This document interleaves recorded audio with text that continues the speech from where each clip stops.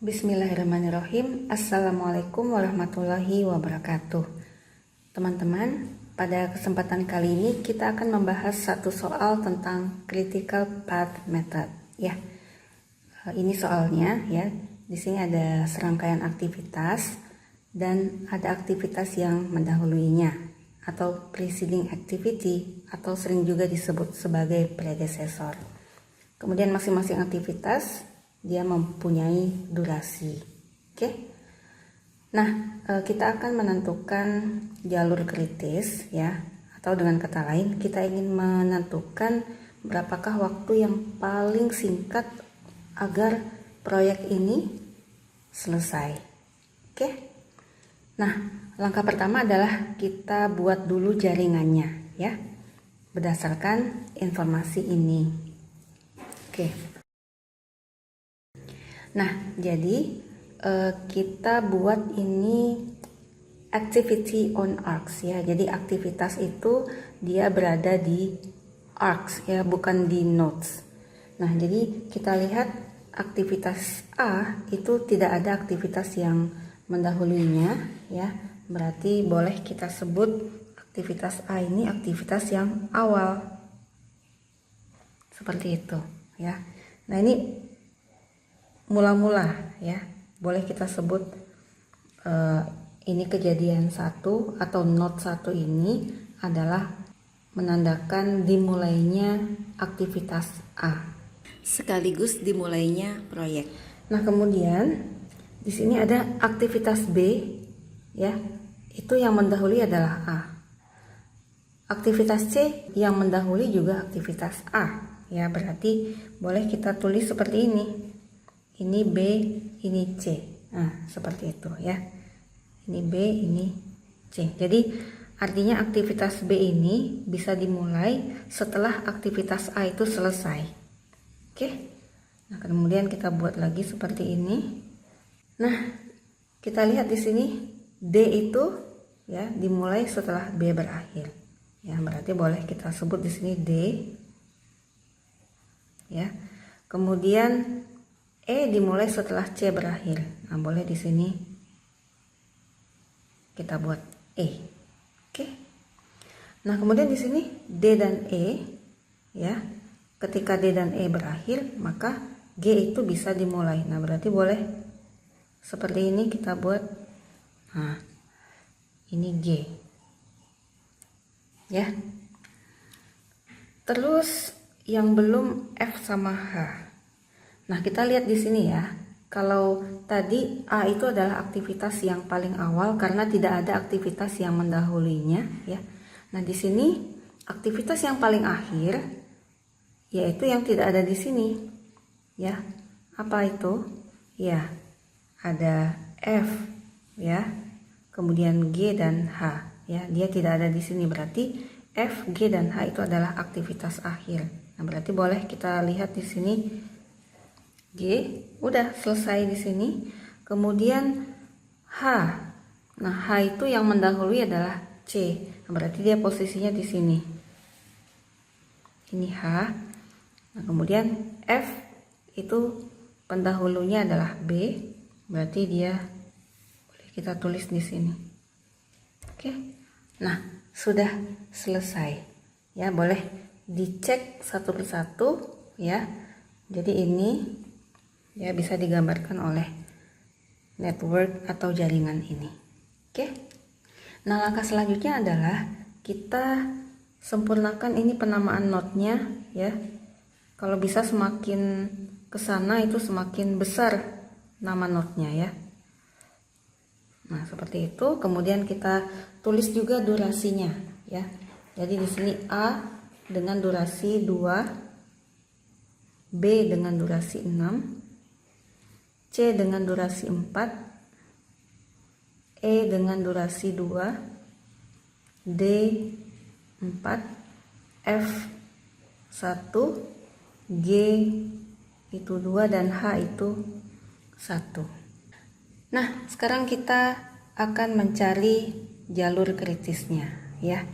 Nah, mendingan kita tulis ulang lagi ya, akan tetapi notnya ini kita perbesar menjadi seperti ini biar memudahkan ya.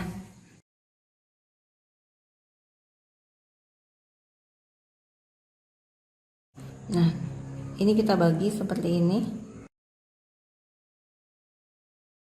Ya, kita isi ini nama note 1, 2, 3, 4, 5, 6. Kita tulis panahnya.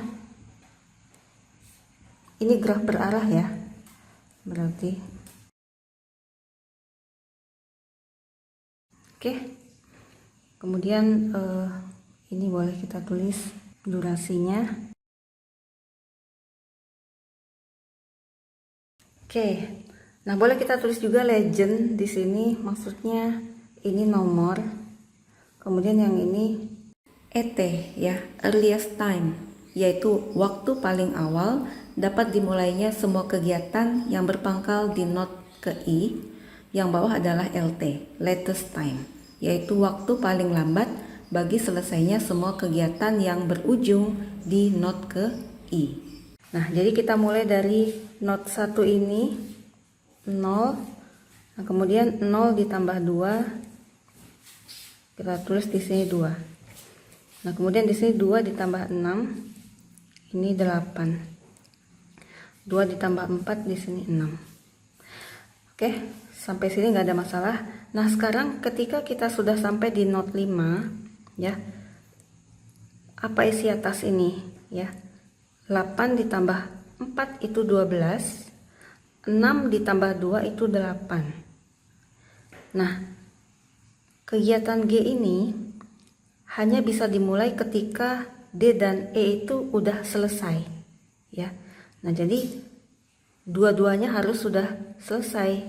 Nah, sehingga kita cari mana durasi yang paling besar ya. Jadi 8 ditambah 4 yaitu 12 ya, bukan 8. Nah, jadi di sini 12. Oke. Nah, pada saat di note 6 ini 8 tambah 1 itu 9, 12 tambah 2 itu 14, 6 ditambah 1 itu 7. Sehingga yang maksimum itu adalah iya, 14. Nah, seperti itu ya. Jadi kita sudah mengetahui bahwa waktu yang dibutuhkan untuk menyelesaikan satu proyek utuh ini adalah 14. Nah, sekarang kita ingin mencari jalur kritisnya. Kita mulai dari ini start, ini end ya. Nah, kita mulai dari yang akhir ini, dari yang end ini kita tulis 14. Nah, kemudian 14 dikurang 2 itu 12. Oke. Nah, ketika sampai di note 4 ini, kita cari yang minimum antara 12 dikurang 2 itu 10 atau 14 dikurang 1 itu 13 ya. Nah, berarti jawabannya adalah 12 dikurang 2 yaitu 10. Oke, jadi kita mundur seperti itu ya. Jadi kalau maju tadi kita cari yang maksimum. Nah, kalau mundur itu kita cari yang minimum seperti itu ya. Baik, kita lanjutkan. Untuk sampai di sini bisa 12 dikurang 4 itu 8 atau 14 dikurang 1 itu 13. Cari yang minimum yaitu 12 dikurang 4, 8. Oke.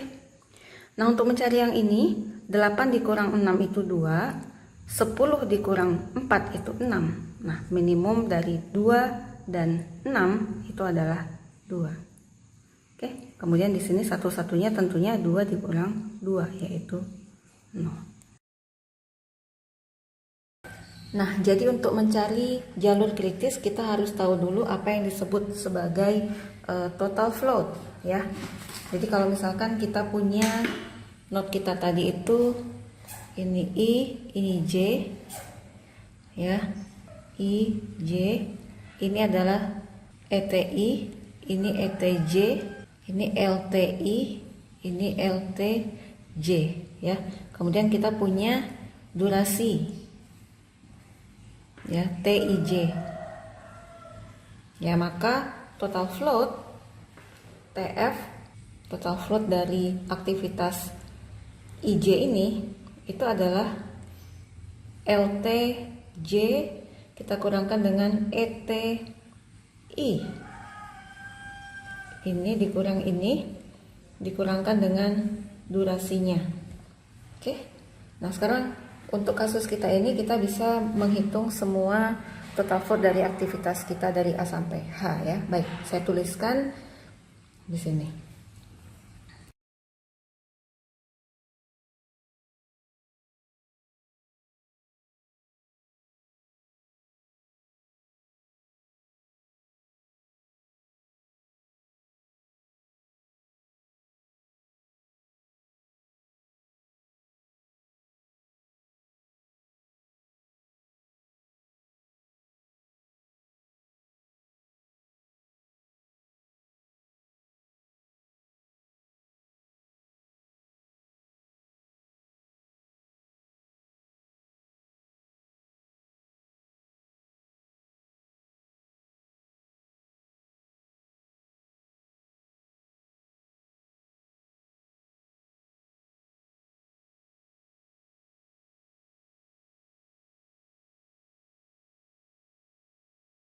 Nah, jadi kita lihat ya jalur kritisnya itu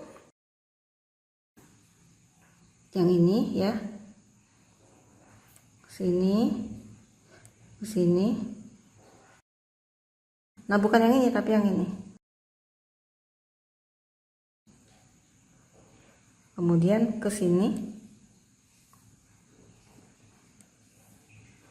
Kemudian ke sini. Ya, jadi jalur kritisnya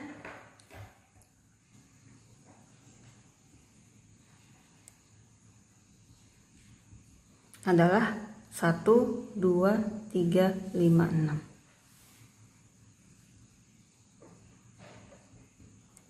Oke, dengan panjang iya 14. Nah, apa maksud dari jalur kritis ini? Nah, jadi jalur kritis ini adalah jalur yang sangat penting ya, karena penundaan di jalur ini akan berakibat tertundanya penyelesaian proyek secara keseluruhan ya. Sementara itu, kalau yang bukan jalur kritis ini ada kelonggaran ya pada saat dia bukan jalur kritis. Tetapi pada saat jalur kritis itu jangan main-main ya, sebab penundaan di jalur kritis ini akan menunda penyelesaian proyek secara keseluruhan. Baik, nah itu dia ya satu contoh soal tentang CPM Critical Path Method ya. Hari ini kita sudah melihat bagaimana membangun jaringan dari soal ya, kemudian kita menentukan jalur kritis. Semoga bermanfaat. Terima kasih.